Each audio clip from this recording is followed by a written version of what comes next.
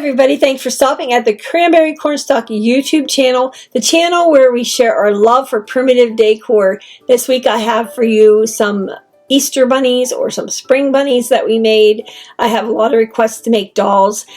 Keep in mind that I just kind of draw my patterns. I really don't have a specific pattern, but if there's enough requests, I can set up a pattern for sale on our Etsy site. I own the Cranberry Cornstalk Company, and it is all primitive decor. 90% of it's probably made by myself. Some of it's just altered, and some of it is, just something really cute that I liked. So on this channel, I show you how I make different things. We can paint, we sew, we make candles, we make soap, all kinds of fun things on here. So if you get bored easy like I do, this is the channel for you. If you love primitive decor, this is where we share it. I'm going to show you the process of how I made the bunnies. It's a lengthy video. I tried to fast forward a lot of the parts so that you don't get bored. I did make 10 bunnies. I've been selling them wholesale and retail, and the originality of them was what makes them so special. Once you make a doll, they all look so differently. These dolls are not just any doll. They have buckwheat in them. We tried to keep them as authentic as possible. We have buckwheat in them for weight. We have river discard for their little whiskers on the bunny nose. We have horsetail. The wool I actually got from Lithuania, so that's fun. We got some grazing sheep from Lithuania, shared their wool with us. What else do we have on them? Some feed sack cloth for their clothing. This gives you ideas that you can use for. Oh yeah, and I have flax too. I have flax floss for in their little nesting. Maybe they're holding a carrot or a radish or a little egg, and I have flax in there for that. So that's a really primitive added touch there. But keep in mind that I forget what I was going to say. Okay, I remember what I was going to say. Their clothing I made with some feed sack cloth, but I was thinking about this. Wouldn't it be nice to take something really special, maybe grandma's old shirt she doesn't use anymore, or someone maybe that's passed away, or something special to you, some fabric that means something to you, and make a little dress or cloth out of it? That would make your bunny or whatever creature you create. Wouldn't that make it special to have some really special fabric on them? There's some vintage lace on one of the bunnies, and of course we grunged it up a little bit so they don't look the same, but it would be a really special touch if you make a bunny to use some very specific clothing items, or even make the whole bunny body out of something that you cherish. So those are just some ideas for you. I might as well share one with you. I've got some sitting right here, but I'll show you in the video as well.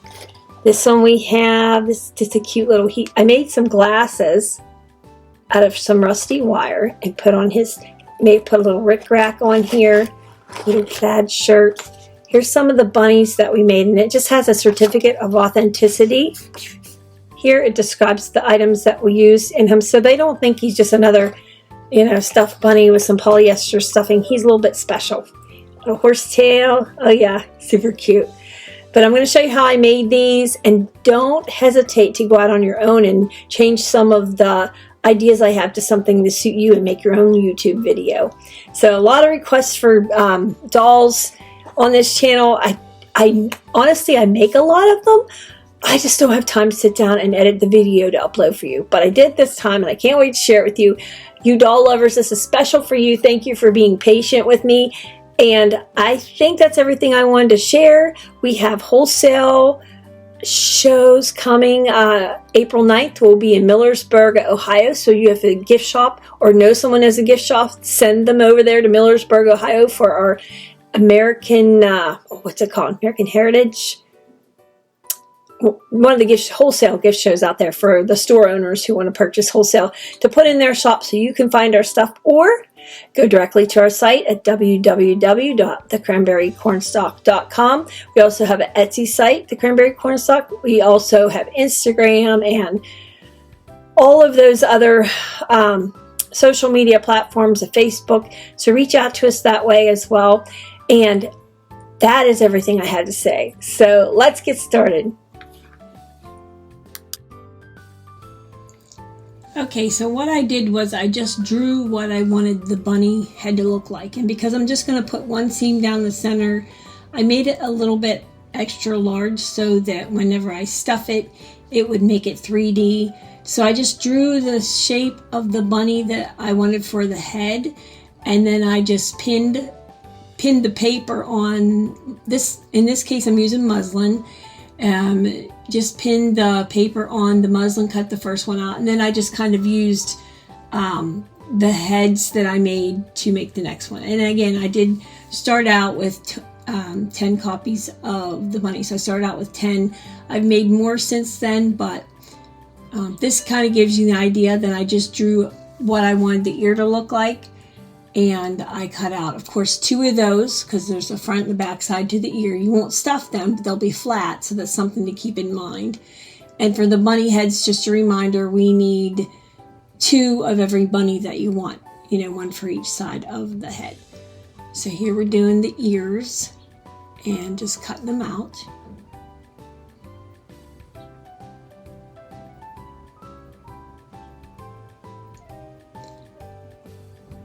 And in order to save space, there I'll show you, I did the one up in the left hand corner. That's the bunny leg. That's his hip and his little foot.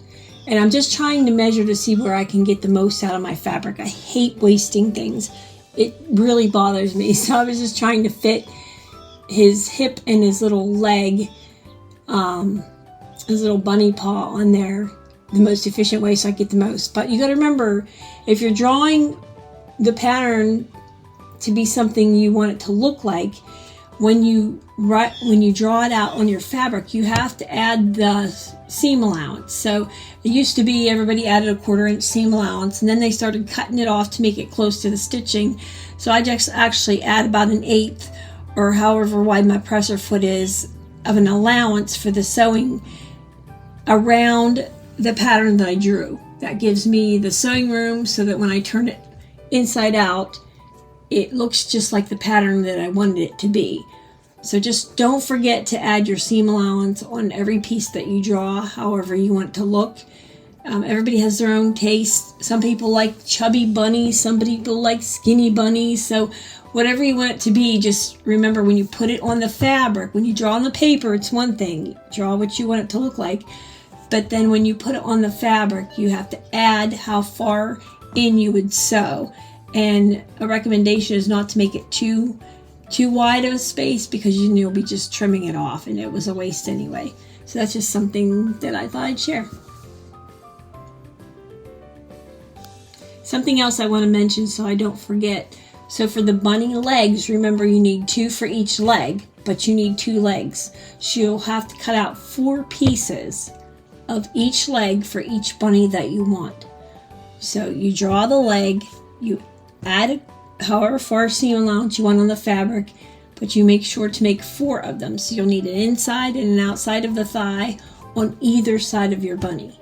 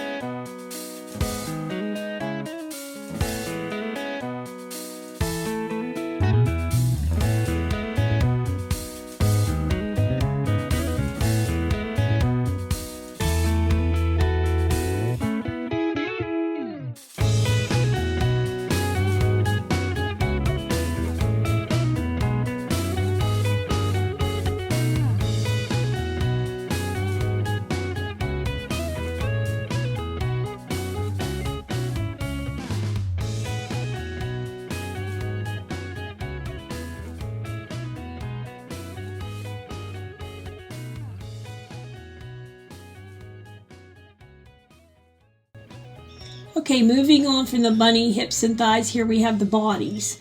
So I drew out a side view of what I wanted the body to be like on a piece of paper, and again I have to draw it on the fabric and add my seam allowance. So you add a little bit of space between your pattern and the fabric so that you know where to cut it.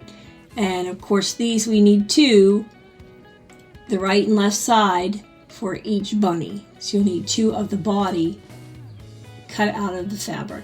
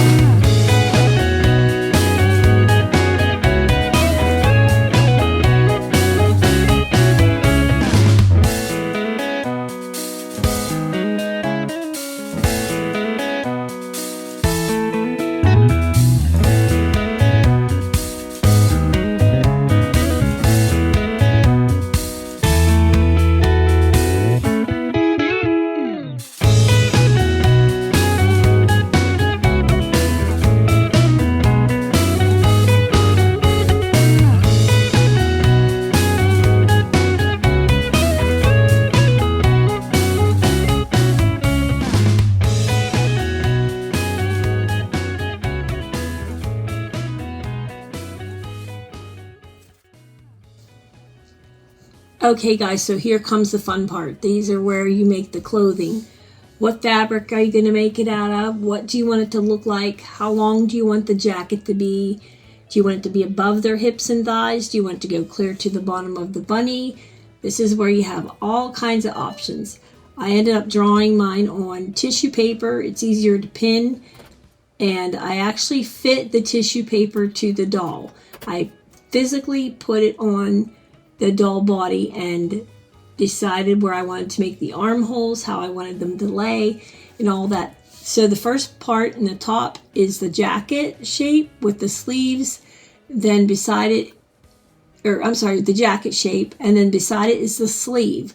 I didn't want much of a puffy sleeve, so the the arch in the top of the sleeve isn't very big. It's just enough to get around the armhole. So that's something to keep in mind. I did measure that on the doll as well. So if you want to, you can even just take the tissue, put it right on the doll, and decide where you want your cuts, where you want to fit, how high or poofy you want it, and that makes it easier just to physically put the tissue on your bunny once you've sewn your bunny together. And I'll show you that later. But this is how you cut out the clothing. I made a little collar for the top of the jacket. I was thinking of a little gentleman doll. Just the jacket, the sleeve, and the collar are shown here.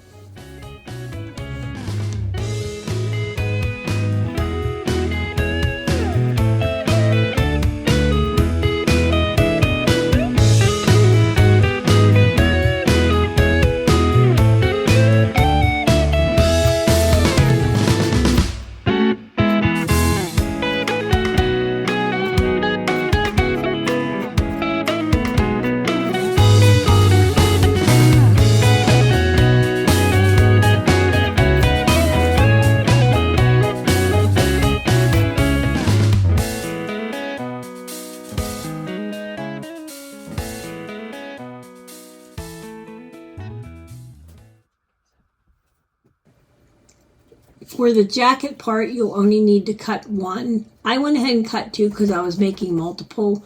But for the sleeve, you will have to cut two for each sleeve.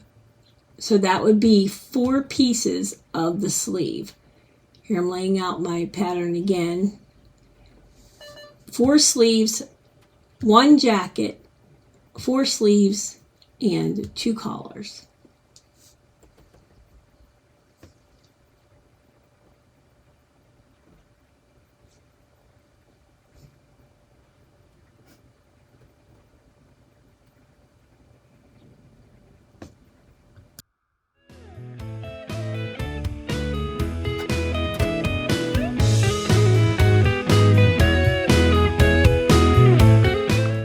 Okay, so I hate to do it this way. This room does not get enough lighting to make a video, but I thought I'd show you, instead of trying to voice over and cut and modify the video, I thought I'd show you what I'm doing while I'm doing it. These are the ones that, the patterns that I cut out for the shirt. This one is for the dress or the shirt, but just the top part. I haven't made the ruffle yet. I like to put this on the bunny before I make the bottom ruffle. That way I kind of know what color I want. I change my mind sometimes. So this is my starting for my little jacket. I haven't stained any of this fabric yet. I'll sew it first.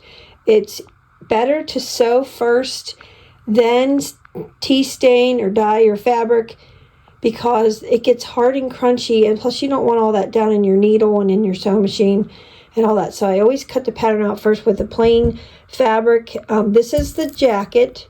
Then here I cut myself a sleeve, measured this one, and then a collar. So that's what I have of the matching fabrics. Here is the bunny doll. I have the body over here in the machine, which made me think I should show you as I go instead of trying to redo it. This is just the body. I showed you previously the shape of it. I just sewed the seams and then flipped it inside out. So it's just a little pocket for the bunny body that I got done so far. And here is the head, the paws, the little leg, and this is what we'll stuff with all of the heavier to make weight. We stuffed this with buckwheat hulls, and then I use some rice in case the buckwheat hulls have moisture or something from, they are a natural substance. So let's see, I have a container on right here. So this is buckwheat hulls, and I do add rice. I like the buckwheat hulls because it's so authentic and 1800 style, keeps it prim. So we do the buckwheat hulls and the rice. Here's some more, whole big container without rice yet. But that's what I use as my funnel on the bunny feet, or even the bottom of the body for weight. So however I put that, I try to stick it usually in the bottom of this. This is a little paw that comes out. This is the part it sticks on his body. So you cut 4 of these. Here's the ears, 4 of those. The head, 2 of those. And the paws, 4 of those. The jacket, there's 2 layers here of fabric, so we cut 2 of those. Sleeves, we cut 2 of those, and collar, of course, we cut 2 of those. So that's where I'm at right now. I'm just going to show you as I go and try not to just actually show you the authentic mess that I make when I'm sewing. I have stuff everywhere. It's just, this is the part, that's probably why I don't videotape this part a lot, because to me, I can't stand the confusion, and to video on top of it just seems like a lot. So I don't normally tape this part, but so many doll lovers from my channel like to see this. And so I normally like to do an assembly line, make all bodies, all heads, legs, ears, but this time for some reason I'm thinking I'm going to try making one bunny at a time, just because I get so bored with, and I don't enjoy it. It becomes, you know, mechanical, and I don't like doing it. I just don't enjoy it.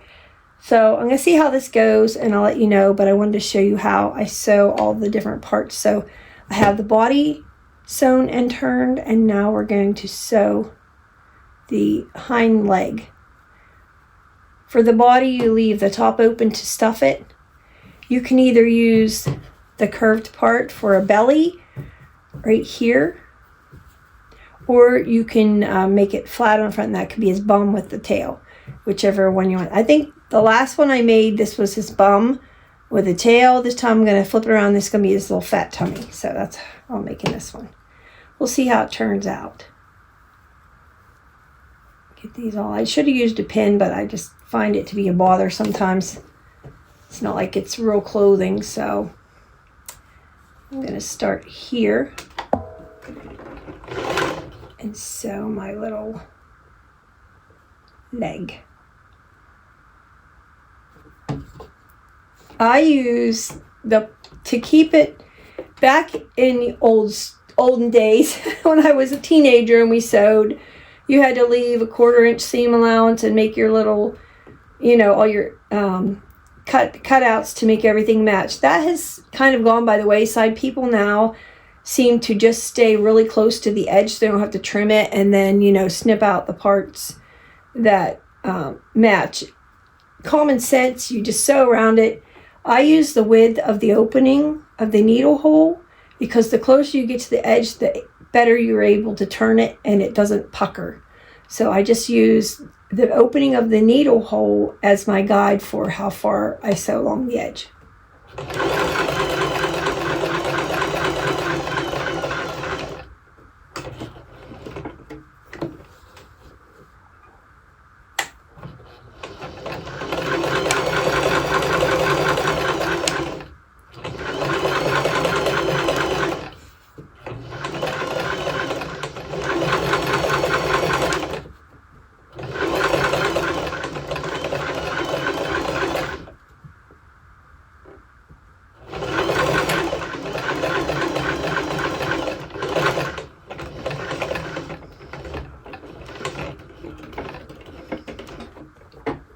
And I can't stand these strings. I just don't like the messy part of it.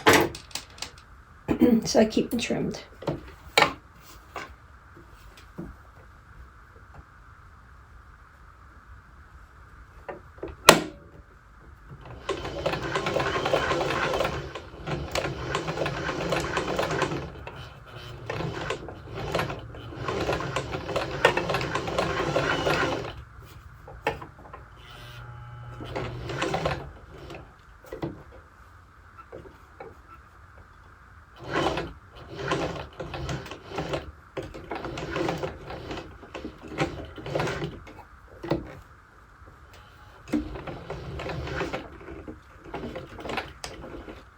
The difference between working like we used to with the wide 1/4 inch seam allowance and all that is you could just sew it and it'd be fine. But the difference is you have to be really careful when going around these, especially when the fabric is so close. And of course, I don't use pins. So you can see right here, I've already made a mistake. I can tell you the stitch didn't catch there. So I have to go back and get that before I turn it around.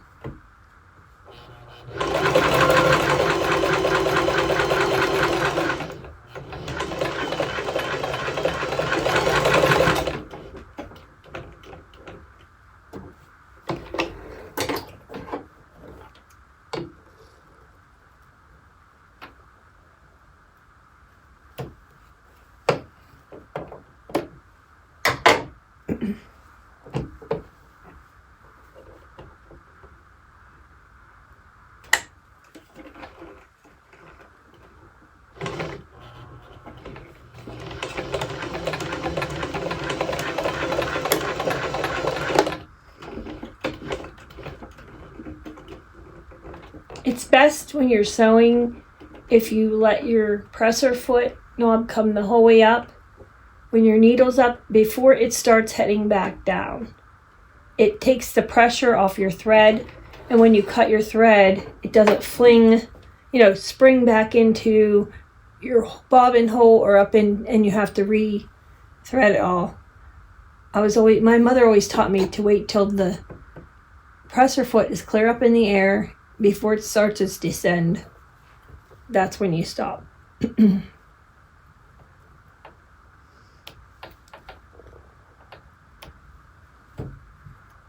I made my own little mistake here.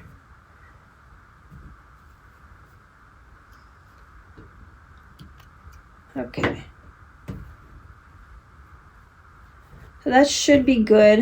I think that was even worse because I actually passed this part where I was supposed to. I got to redo that again. I actually passed the part where the stitch was missing. Did it on both sides. Somehow, I don't know how I did that, but that's what I did. So I got to do it again. One more time.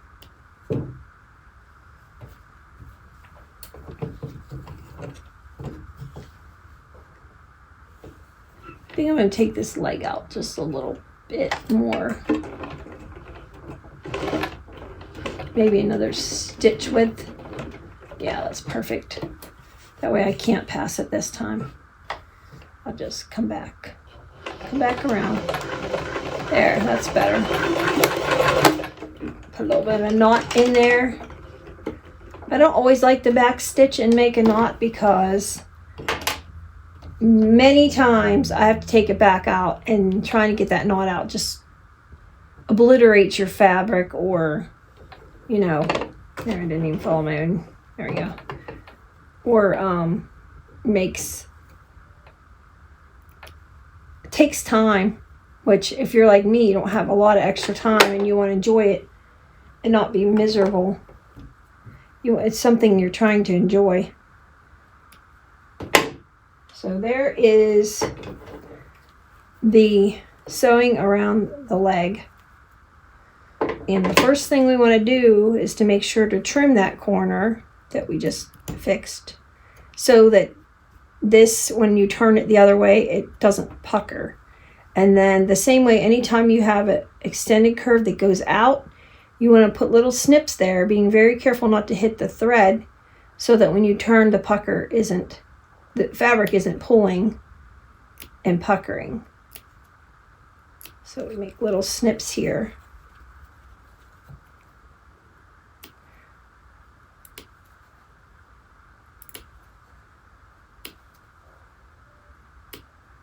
Anything extra I like to trim, because the less in that fold, the better. It just lays better. So we'll snip these little guys too around this corner. It's really nice to have these tiny little scissors. I have these I've been using as well. This is for cutting the big fabrics and stuff. And this one is for edging. It's nice to have these pinking shears, they're called, so that you don't have to worry about an edge you're not going to sew that's maybe hidden. It keeps it from unraveling. So I have those two laid out as well to finish what I was doing here.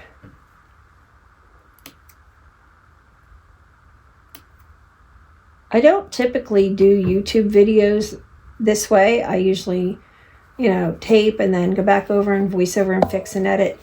But I just don't have time, and I'm hoping this will help me without having to go back and see there. I missed some of it right there, so I gotta go back and do that. I don't know how I did that either. That's what you get for not pinning your fabric. So if you guys don't want to have to redo your whole bunny leg, don't do as I do. See right here, you can see I skipped the thread. I missed part of the fabric there, so I'm gonna go back and fix that. I should have pinned it. I just don't always take the time, and all it does is cost me more time in the end. So don't do as I do. There, that should fix that problem. All right, let's see if it worked. And I stuff these pretty tight too, so I mean, you don't want a seam to be questionable when you stuff it and you put your doll together and stuffing pops out. Okay, now we'll try it again.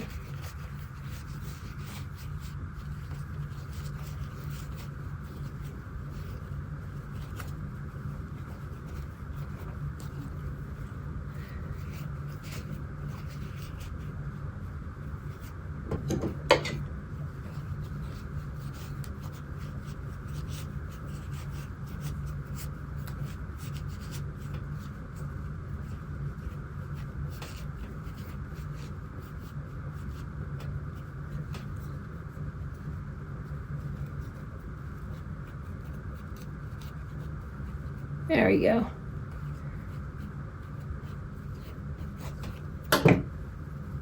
His little paw. See, this will be his little thigh. It's his leg. It's just against his body. And this little leg. Okay, so that's those two pieces. I'll continue on and do these.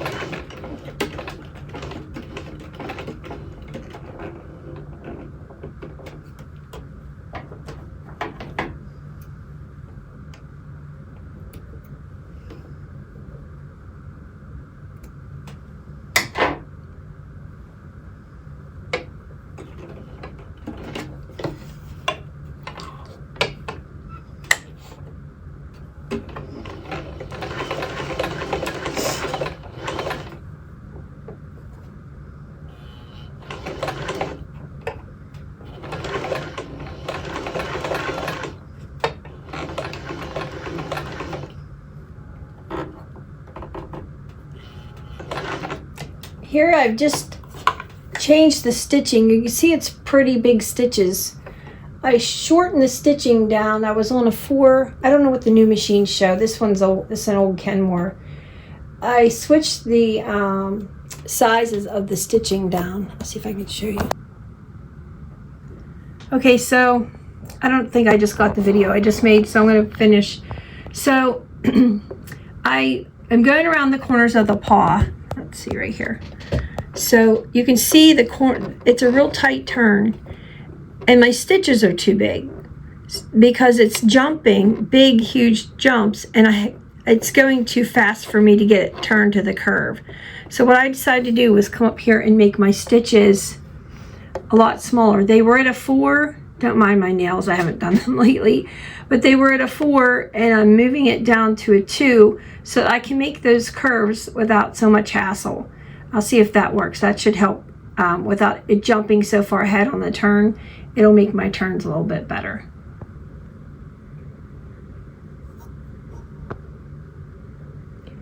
I don't know how I got to go. Okay. A little technical difficulty. I got way out of focus somehow. Okay, maybe that'll be better.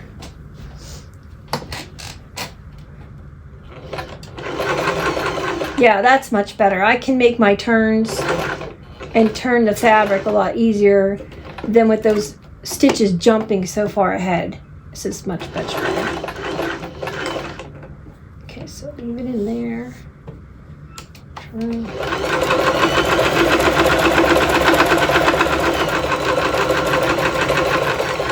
I do usually back stitch at the edge of an opening like this so it doesn't pull back and, you know, open up the the sewing I just made. So I will back stitch here.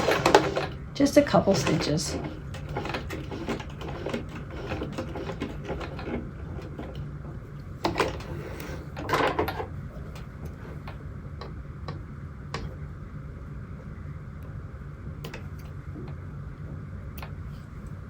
There's my second leg. I'll double check, make sure I hit all my edges. Yep.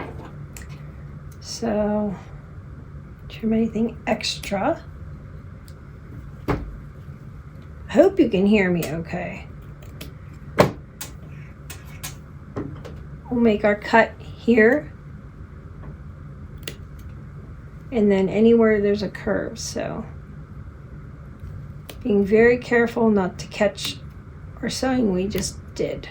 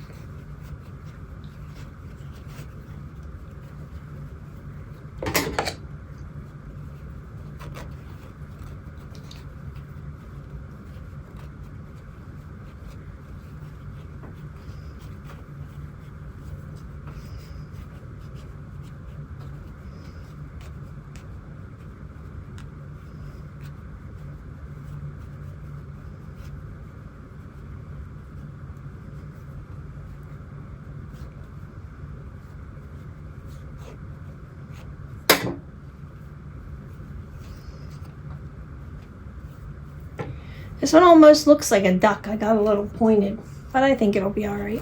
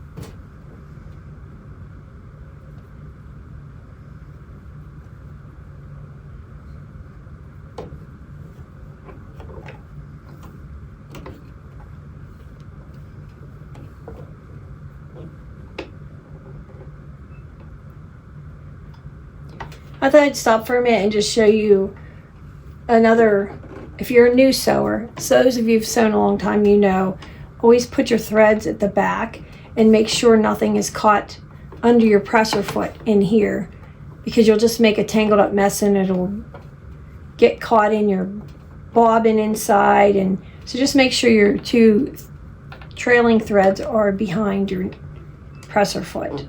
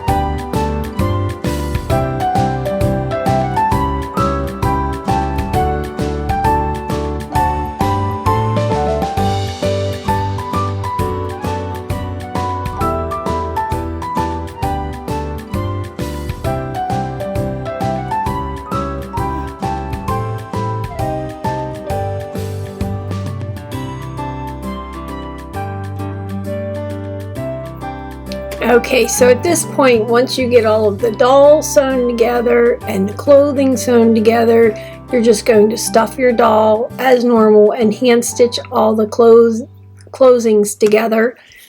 I hand stitched the head onto the body. I hand stitched the legs, each thigh on as shown here. I just got a long needle and whipped back and forth and pulled it out where I could, trying to keep the stitching invisible. And then you dress your doll. I added lace to the bottom of this little jacket. And here I'm dressing her to make sure it fits. And just make your adjustments as needed. You might have to cut something and retrim it, or just however you want it to look on your doll. Just dress it up and coffee stain it, whatever you want to do at this point. I stuff mine and then coffee stain it, let it dry, and then make the clothing, coffee stain them, and then dress the doll. So I hope that helps. I tried not to over talk a lot so you get tired of my voice, but I wanted to give you enough information so that you don't get lost in the process of making this little guy or girl. So that's where I'll leave you. Thank you again for watching our video at the Cranberry Cornstalk YouTube company. I hope everything turns out for you. If you have any questions while you're making your doll, don't hesitate to reach out and make some comments, and we can share together. Thank you.